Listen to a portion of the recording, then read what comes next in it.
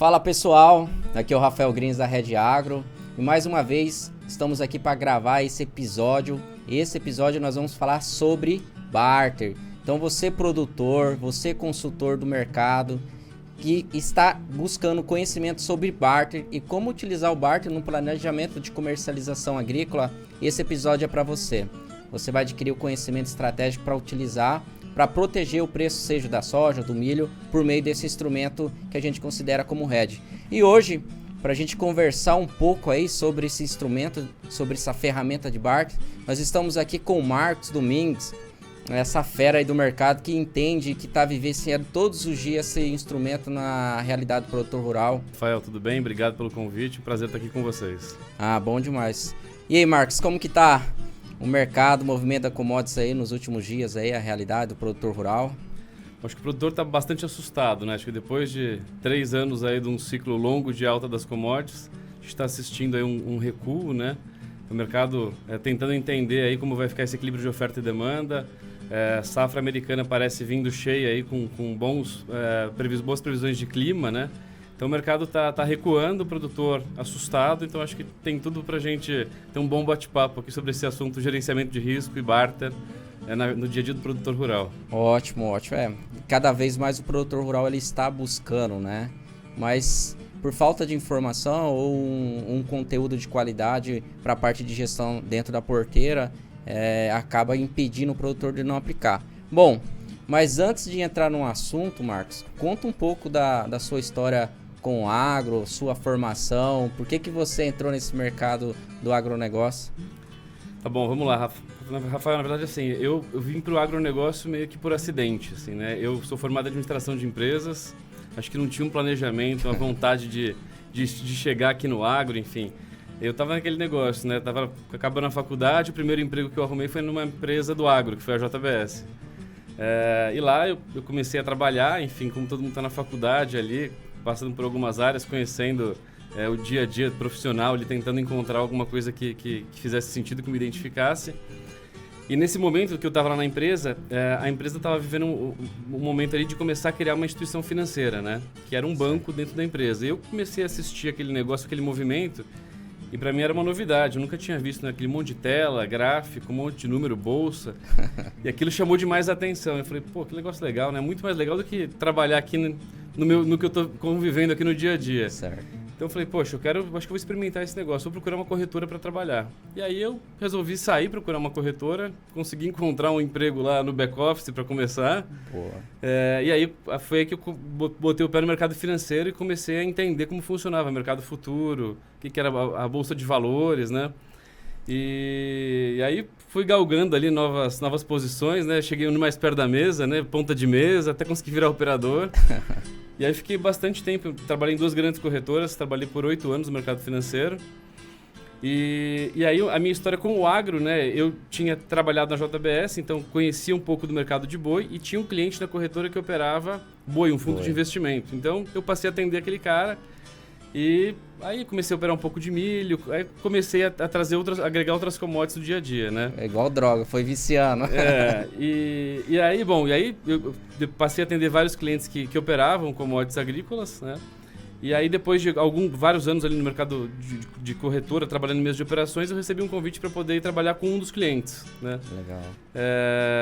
E aí foi onde eu comecei de fato a conhecer, acho que melhor ali a indústria, né? Certo. E aí, como que o agricultor consome produtos, insumos agrícolas, né? Era uma empresa que é uma indústria química, né? Então, comercializa defensivos, produz comercializa defensivos. Então, como que o produtor consome isso? Qual é o momento de compra? Certo. Como que ele analisa o mercado?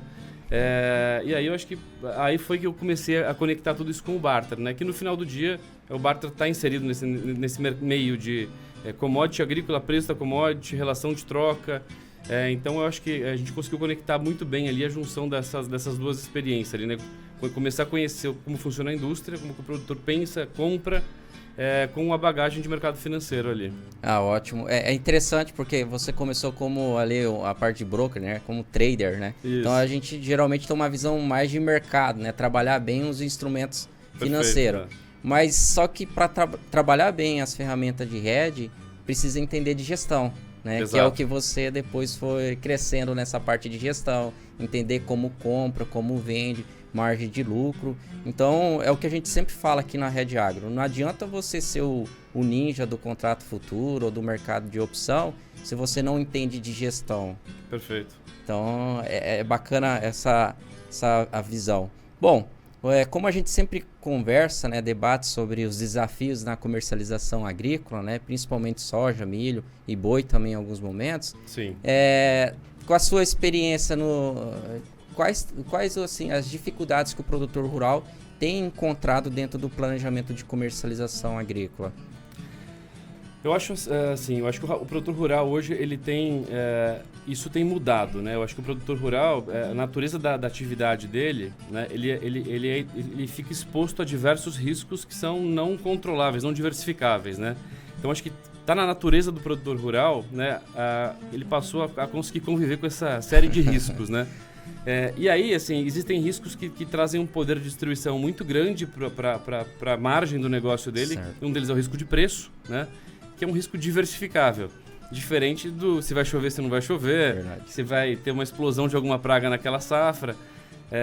E o risco de preço, né? A gente já assistiu, quando a gente olha no retrovisor aí, anos anteriores, sim, tem um poder de destruição muito grande da margem daquele ano do produtor. Pode produzir muito bem, mas se não comercializou na hora correta, ou se não usou um instrumento de hedge, ele vai ter uma frustração financeira naquela safra, né? Sim. Então, o que eu vejo, assim, é o produtor começar a buscar mais previsibilidade. Eu acho que isso está acontecendo, né? Certo. É começar a trabalhar mais como uma empresa, né?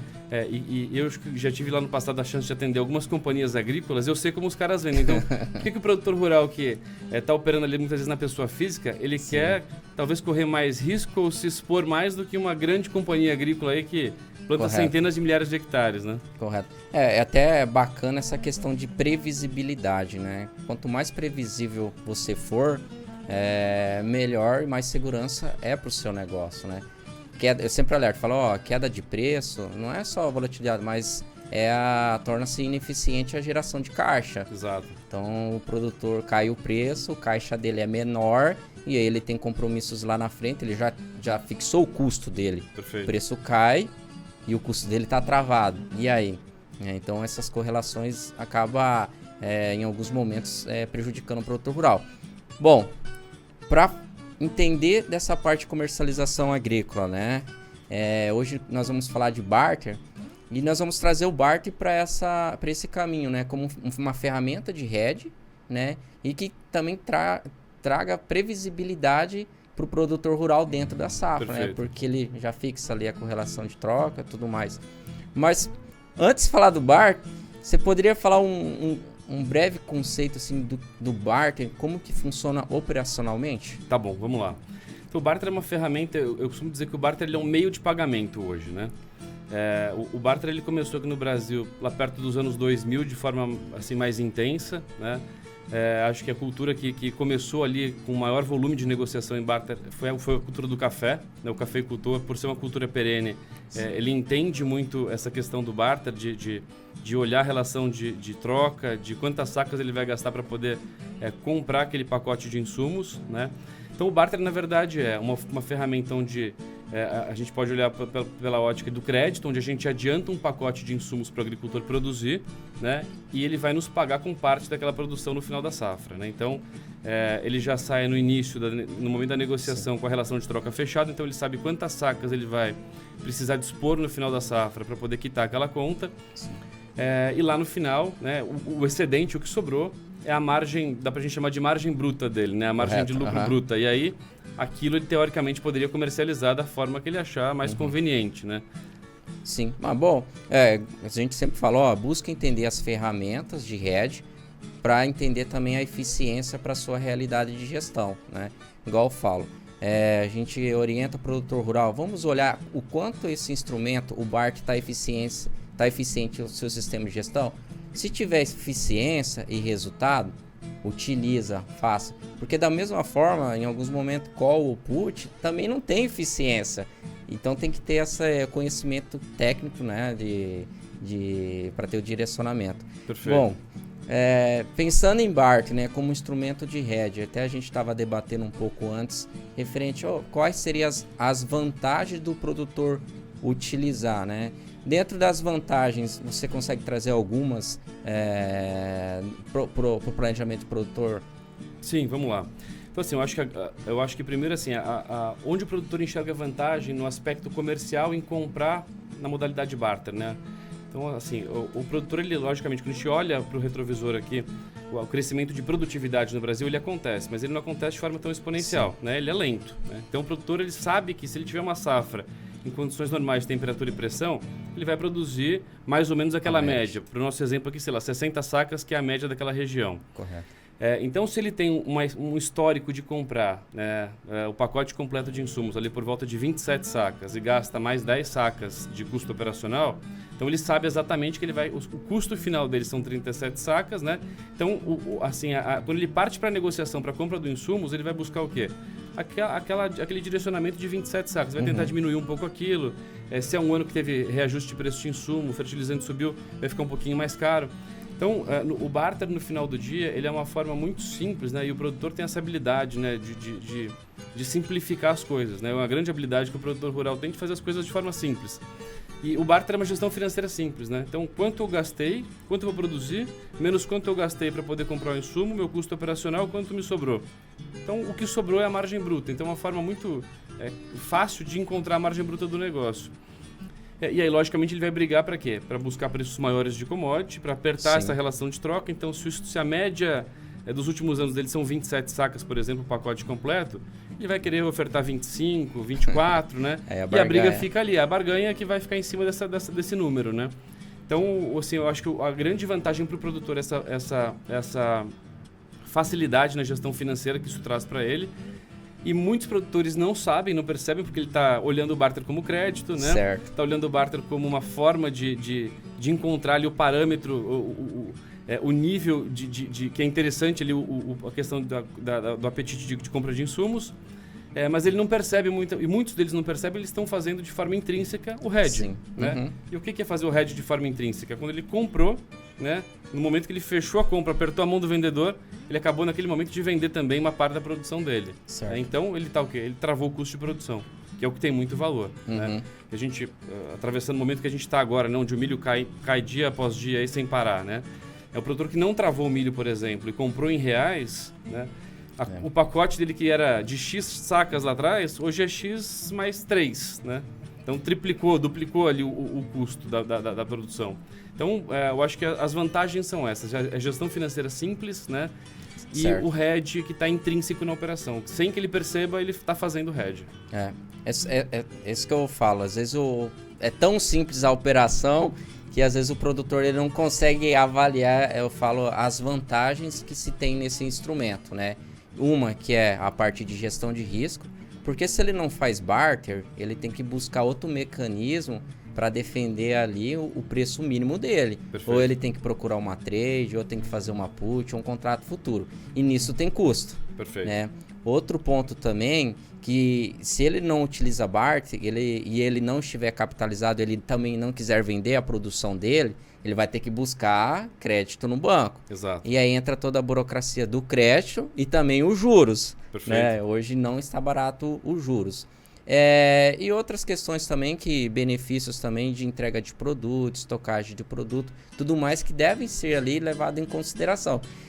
A hora que eu paro para analisar junto todos esses fatores, eu falo, nossa, esse produtor que às vezes opta em não fazer barter, ele tem que vender a soja no mínimo R$10 a mais, R$6 a mais para compensar esses fatores, né? Exato. Então, E tem um outro ponto muito interessante, né? que é a liquidez, né? As campanhas comerciais, né? de insumos têm saído cada vez mais cedo, né? Então, a gente está olhando aqui hoje para a safra 23, 24, as campanhas, assim, a pré-campanha saiu ali por volta de setembro, outubro do ano passado, né? Então, você está no mercado aí todo dia, você sabe que em outubro, se a gente batesse nas 10 principais tradings do Brasil, ninguém estava no mercado para 24, né? Então, não tinha preço, ninguém queria comprar, né? E o barter é uma ferramenta que permite o produtor ter liquidez cedo, né? Então, a gente fez muito negócio de outubro a dezembro, por exemplo. Então, o produtor que saiu cedo, né? lá em outubro, conseguiu garantir excelentes preços, né? Então a liquidez também é um negócio muito interessante, porque quando as campanhas saem, o produtor tem que se comprometer, quem quer comprar cedo, né?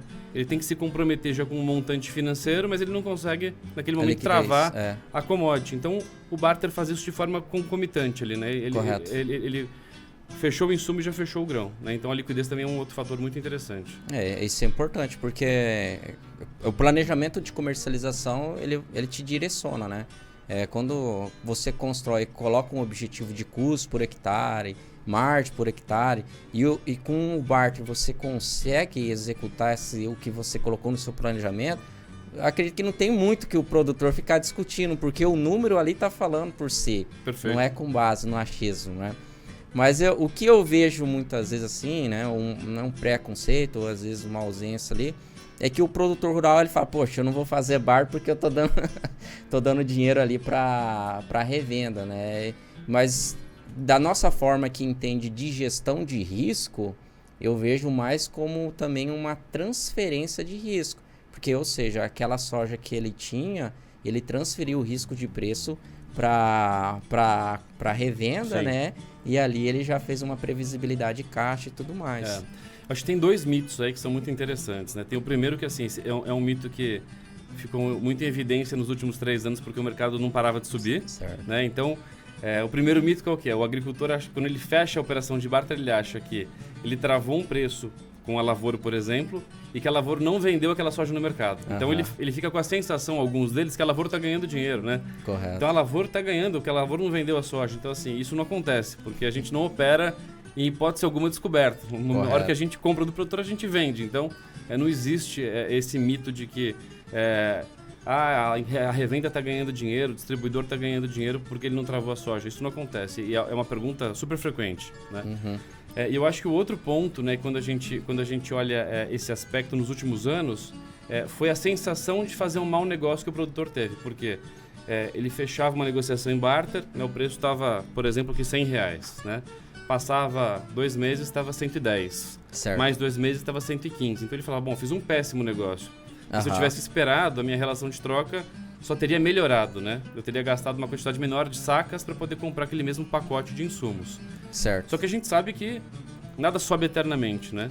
Exato. Então a gente talvez está assistindo o fim de um ciclo de alta das commodities, né?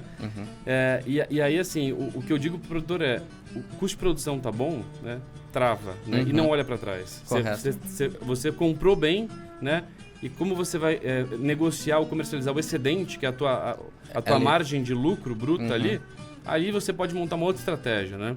Sim. E a gente tem tentado também, Rafael, levar ferramentas para poder tirar esse desconforto, né? Então, a gente tem atrelado no nosso pacote de barter aqui muitas ferramentas com participação de alta. Então, a gente embute no pacote do cliente, né, uma call, por exemplo. Então, ele acaba com o desconforto. Olha, se o mercado continuar subindo, você vai participar da alta. Então, trava o seu custo de produção, né? E se o mercado subir, nós vamos te devolver isso em forma de crédito. Então, hoje eu não consigo entender assim porque o produtor não abraça isso, né? Entendi. Assim, e ainda tem esse ímpeto de especular, sendo que a gente tem ferramentas hoje que conseguem blindar ele bastante, né, do risco de preço. A dificuldade que o produtor rural tem hoje na parte de gestão é identificar o que é custo e o que é margem de lucro. Sim. Custo, você não se discute, né? Você ajusta e caso alcance ali o custo que você deseja, né, de 40 sacos por soja, o que seja, o que sobrar dali para frente é onde você vai melhorar a sua margem. Não é no custo. Perfeito. É na margem que você vai buscar essa melhoria que ele quer ajustar ali na negociação com a trade. Exato. Ou com a trade ou via barter, né? Isso eu vejo a dificuldade do produtor rural. Exatamente. Então, é até bacana o trabalho que vocês fazem também referente a essa utilização, né? De incentivar o produtor rural a utilizar também essas ferramentas de hedge quando ele faz um barter. Porque tira essa preocupação, né?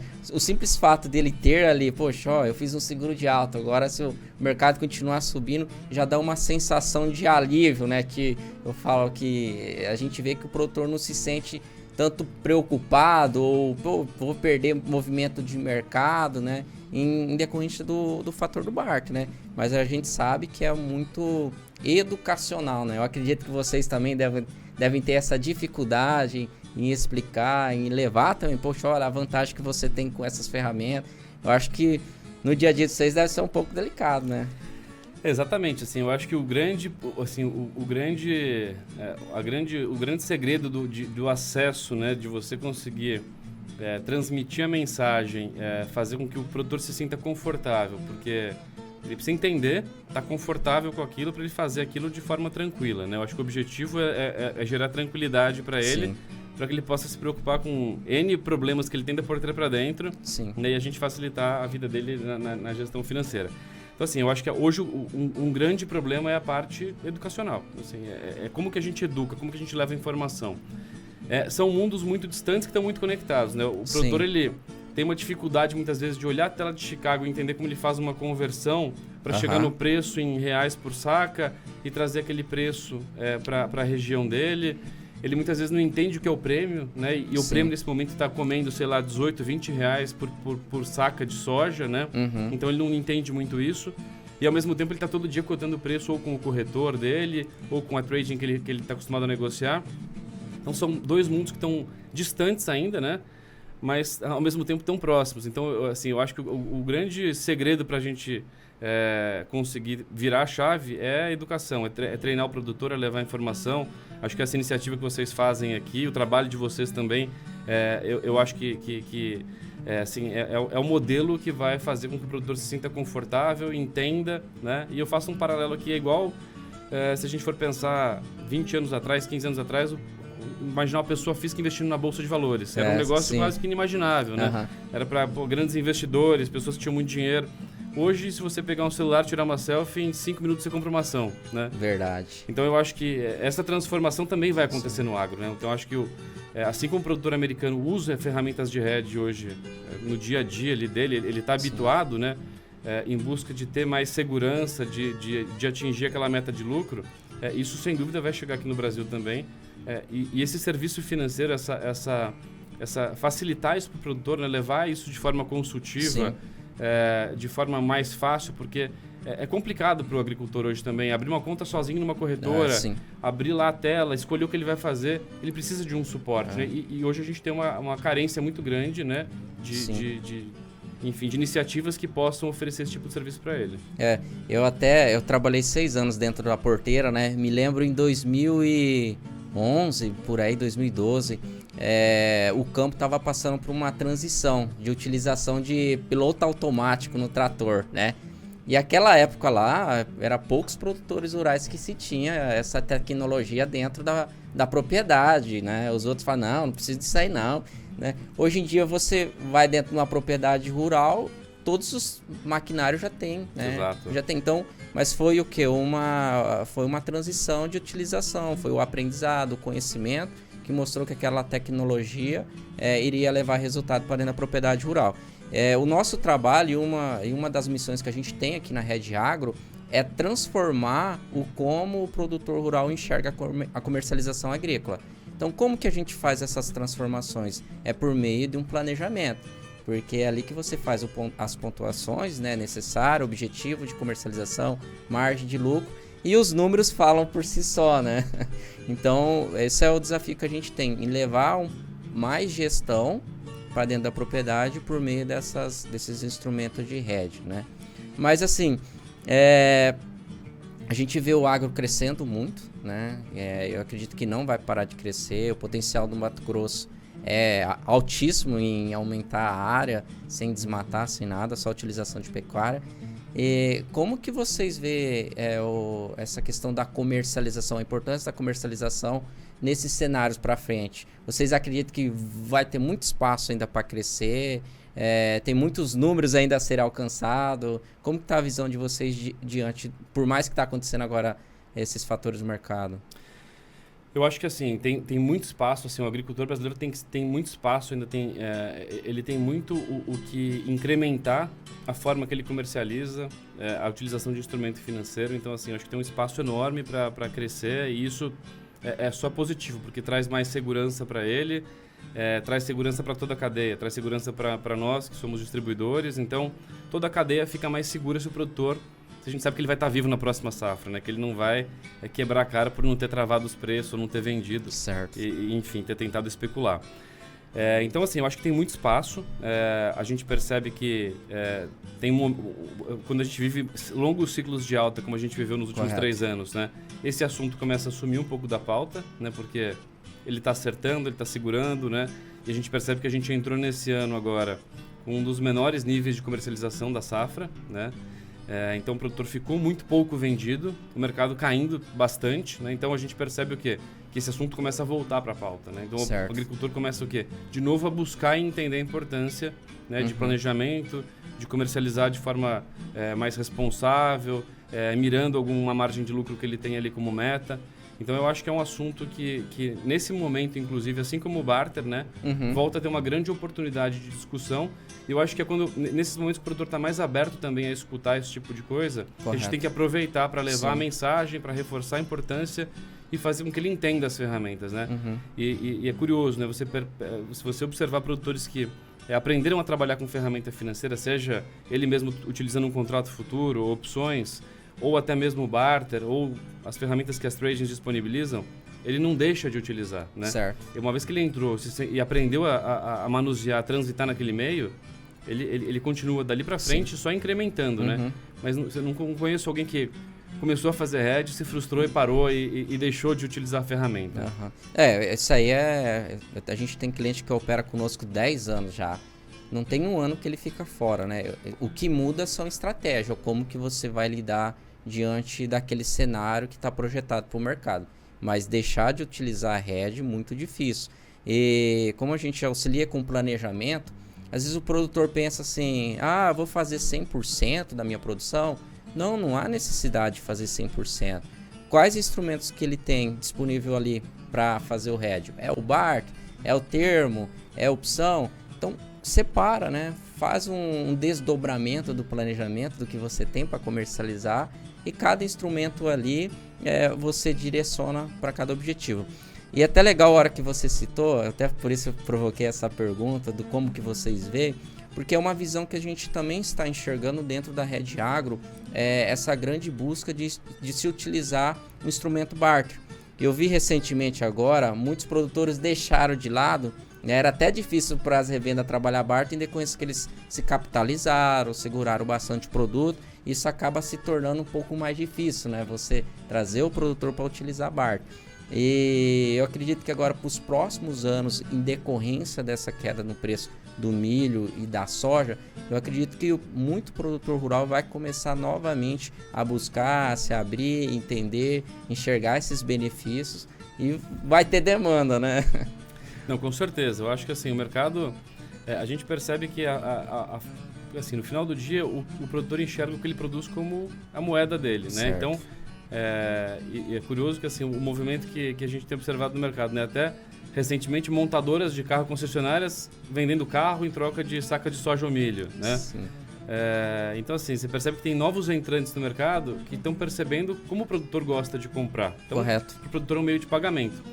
E eu acho que nesse momento, né, onde o mercado caiu demais o preço, né, o produtor volta a olhar a relação de troca, que é o que ele deveria começar a acompanhar muito de perto e mirar, né?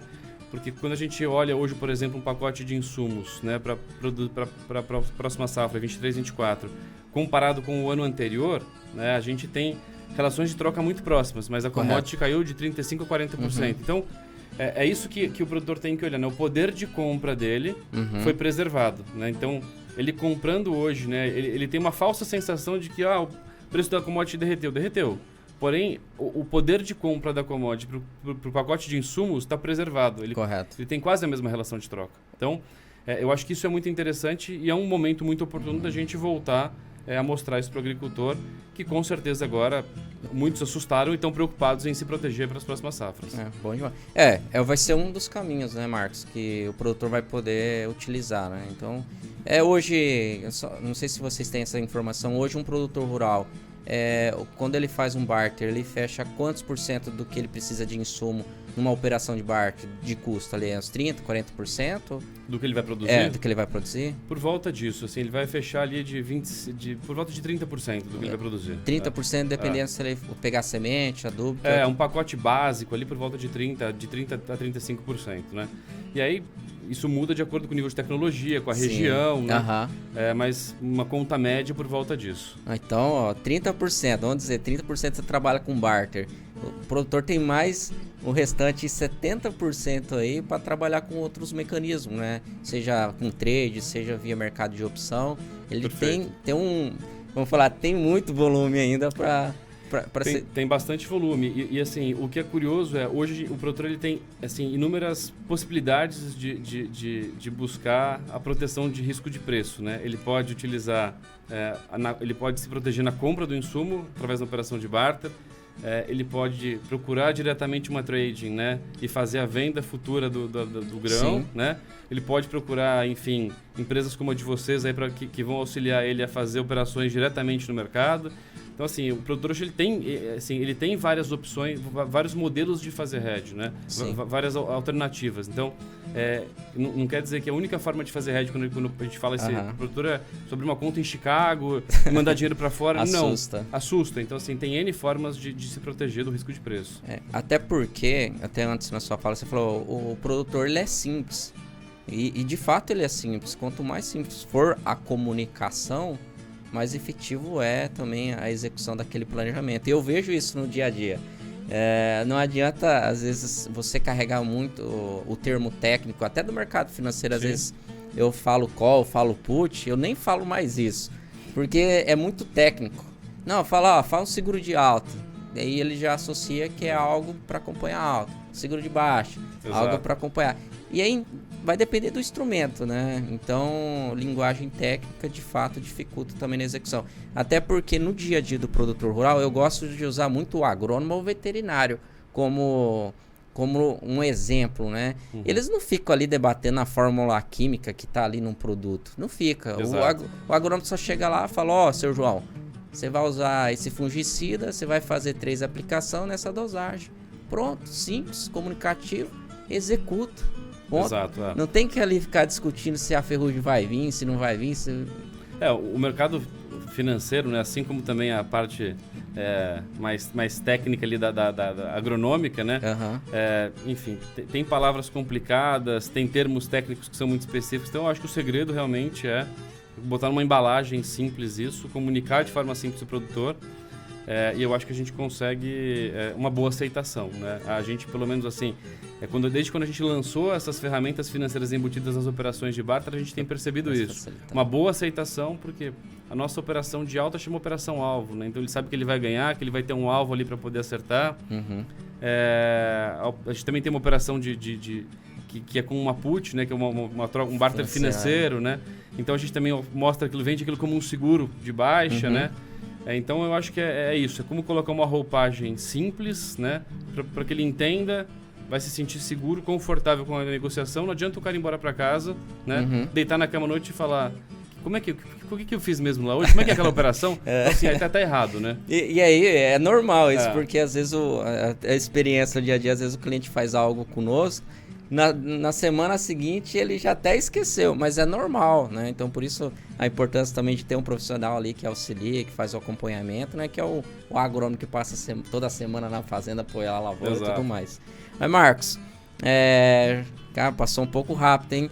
Mas encaminhando aí pro fechamento, na sua visão, assim, na contribuição, o que você deixaria de recado assim pro produtor rural, pensando deixar a fazenda mais sustentável, né? E para que ela possa ter estabilidade no longo prazo. Porque isso é o que importa. Não é o curto prazo de 1, 2 anos, né? É no longo prazo o produtor ali ser rentável e sustentável, né? Qual o recado, qual a orientação você deixaria para os produtores pensando aí na parte de comercialização? Eu acho que assim, o produtor rural ele avançou demais e ele investe muito, e a gente está super à frente assim, em termos de tecnologia da porteira para dentro, né? Maquinário, manejo, né? E eu acho que assim, a gente não pode deixar de tentar dar a mesma atenção, né, para a parte da gestão financeira, né? assim como ele precisa produzir bem, ele também precisa vender bem. Não adianta produzir muito bem e vender muito mal. Certo. Né? E a gente vai viver anos, como a gente está vivendo agora, que o mercado, de repente, derrete muito mais do que todo mundo esperava que pudesse, muito mais do que pudesse cair. Então, eu acho que o agricultor ele tem que sim dar atenção para ferramentas de comercialização, né? Olhar o barter, olhar as ferramentas que estão ali embutidas no barter, olhar as opções que ele tem hoje para poder trabalhar diretamente em bolsa, como fazer a melhor divisão ali para poder comercializar e travar gradualmente a produção dele, né? E principalmente saber muito bem quanto custou, qual que é o custo, qual que é a margem, quanto ele espera de margem, né? Começar a ter um pouco mais essa visão. Então eu acho que da mesma forma que se investe da porteira para dentro, tem que também dar muita atenção na gestão financeira, cuidar muito, proteger o risco de preço, que é um risco diversificável, né? Diferente se vai chover ou se não vai chover, né? E está na mão dele poder fazer isso, né? Eu acho que tem N ferramentas no mercado hoje, tem diversas empresas aí que oferecem esse tipo de solução, né? Sim.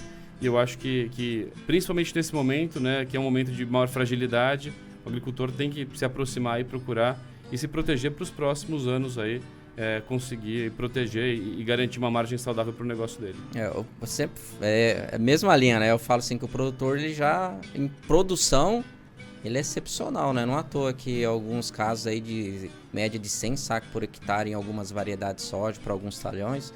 Isso é incrível, né? Era números mas o produtor vem alcançando tetos produtivos elevados. O próximo passo é a gestão, né? Poxa, estou produzindo bem, agora o quanto que essa minha produção vai me entregar de margem, vai remunerar, né, o meu patrimônio, o capital ali que eu invisto, né? Esse é o desafio para os próximos anos aí, produtor rural. Marcos, agradecer a sua presença aqui, está aqui conosco hoje gravando esse episódio do podcast, falando um pouco sobre o barter, né? Lógico que tem outras dúvidas que vão surgir, outros conceitos aí que também possam trazer mais conhecimento na prática, tá? Como que o produtor rural, como que os consultores fazem para acompanhar o trabalho de vocês? LinkedIn, rede social, como que pode ser feito? A gente tem as redes sociais da Lavoro, né? LinkedIn, enfim, a página da Lavoro no Instagram. Então a Lavoro está em todas as mídias sociais, então ele pode seguir ali as nossas mídias sociais para acompanhar o que a gente tem feito. Enfim, a gente tem hoje aí praticamente lojas da Lavoro em todo o Brasil, então ele pode, se tiver maiores dúvidas, interesse em conhecer um pouco melhor ali, nos procurar, que a gente está super à disposição para poder atendê-los. Bom, mais uma vez, obrigado, Marcos. Obrigado, agradeço pelo seu convite. E você que ouviu, né, está ouvindo ou assistindo esse nosso podcast, não deixe também de acompanhar o nosso trabalho. Temos o nosso Instagram, o Instagram nosso é Red Agro, Red se escreve H-E-D-G-E Agro. Também temos o nosso site e o nosso LinkedIn. E também não deixa de compartilhar esse episódio. Se você tem alguém que queira conhecer sobre o instrumento do barter e ter melhor essas informações, compartilhe esse episódio que você estará levando esse conhecimento. E agradeço a você, ouvinte. Até a próxima. Forte abraço.